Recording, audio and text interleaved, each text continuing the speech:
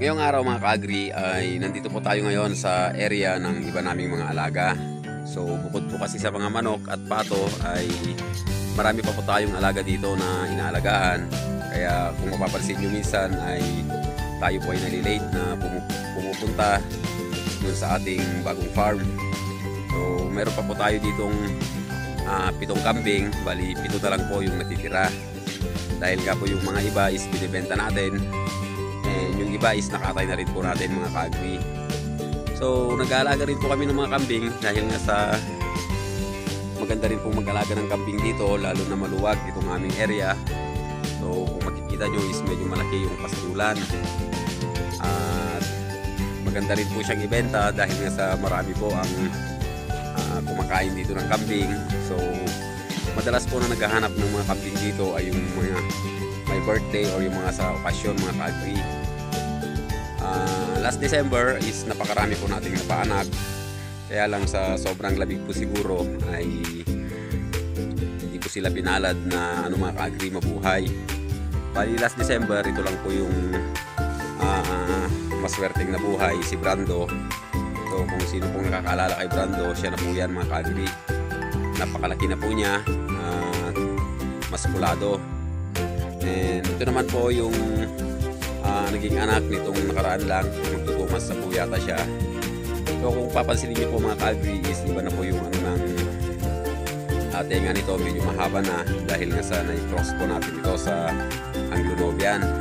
So ito rin po ay na-cross din po natin. So bali magkapatid po sila mga ka-agri sa ama.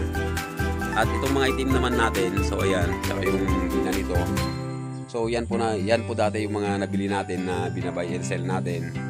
Kaya lang sila po yung natira sa atin, kaya inalagaan na rin po natin. And itong isa is in-expect natin mga anak hanggang December. At ito rin po yung isang matanda natin na inahin.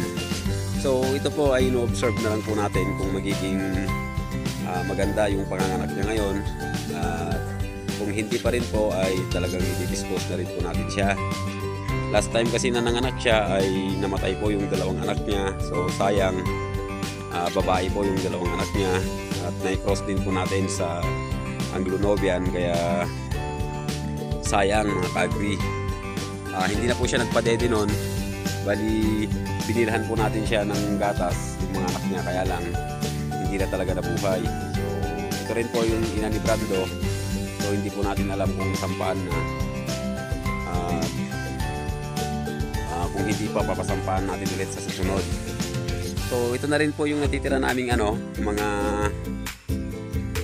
tupa. Bali 3 na lang sila mga ka-agri. At buntis na rin po yung 2 inahin na yan. At itong maliit po, yan po ay lalaki. So iniwan po natin yan dahil nga yan po sanang kakatayin natin mga ka-agri. Kaya lang mas pinili ko na pong katayin yung mas malaki dahil nga sa lagi po akong sinusuwag. Tinataon pa na nakatalikod ako bago siya bumanat, kaya siya na lang yung pinakatay ko, baka madisgrasya pa po tayo. And ayun, pumunta naman po tayo dito sa aming mga alagang native na baboy. Bali isa po ito sa mga alaga natin na napakabilis dumami. So nagiging anak po nila dito mga ka-agri, isang pinakamarami nating naging paanak sa isang inahin is 5 pa lang. And karamihan is 3, isa ganun po yung nagiging anak. So yung isang anak dyan po, yung nakakalusot lang po yan, yung pinakamaliit. Bali ito po yung mga kasama niya. So ayun, lumabas na naman siguro yung isa. Nakakalabas kasi sila mga ka-agri, pero hindi naman sila lumalayo.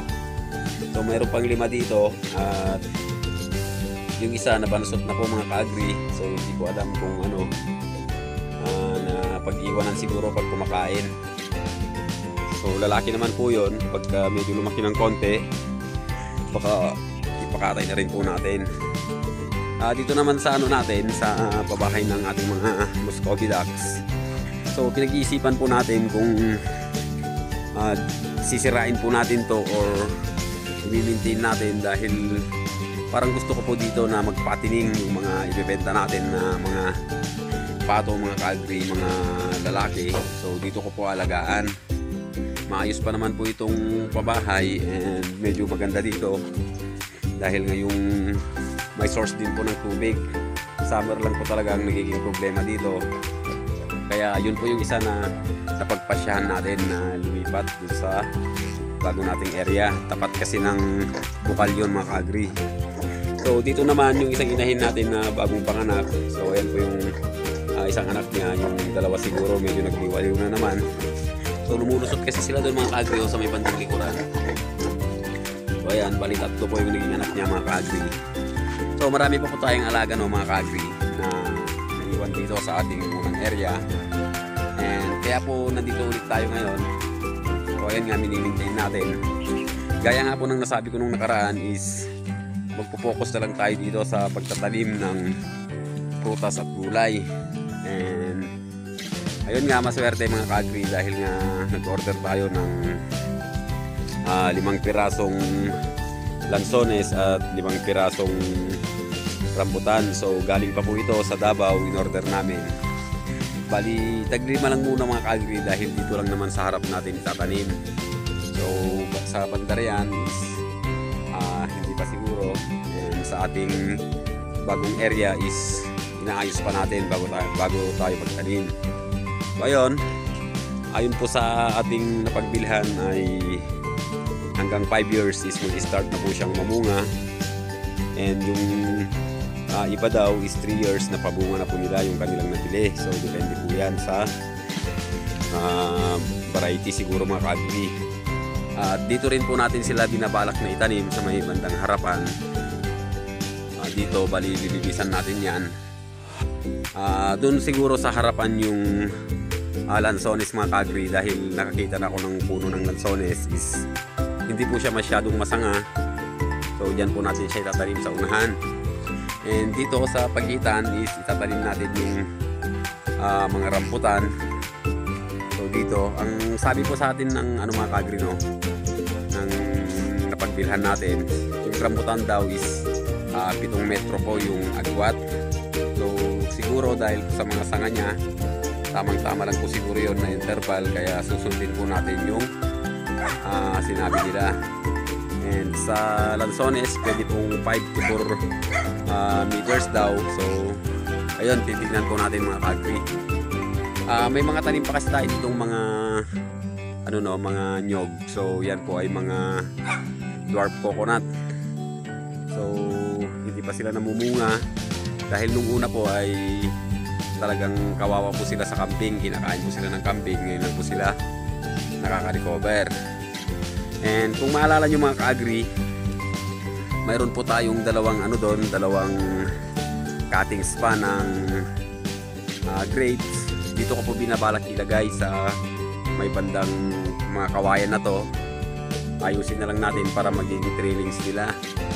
So ngayon ko lang po naisip yun mga ka-agri.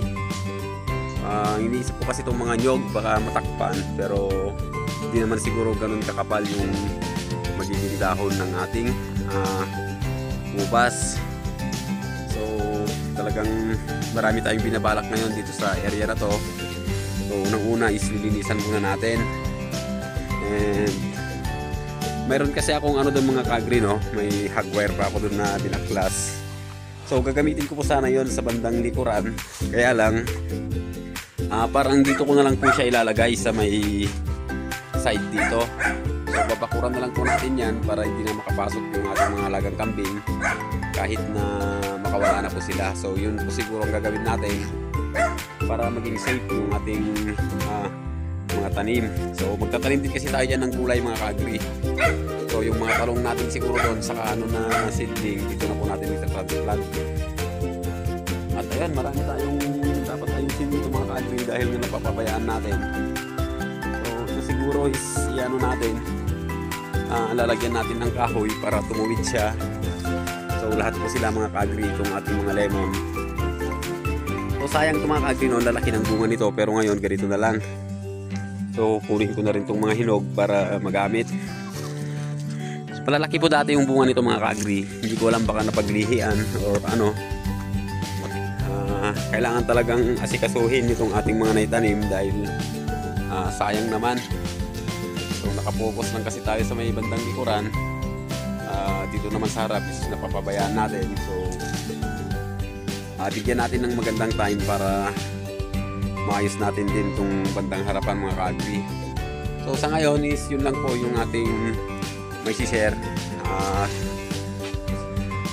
Kita-kita ulit tayo sa aming mga susunod na video. So sa ngayon, bye muna for now mga ka-agri.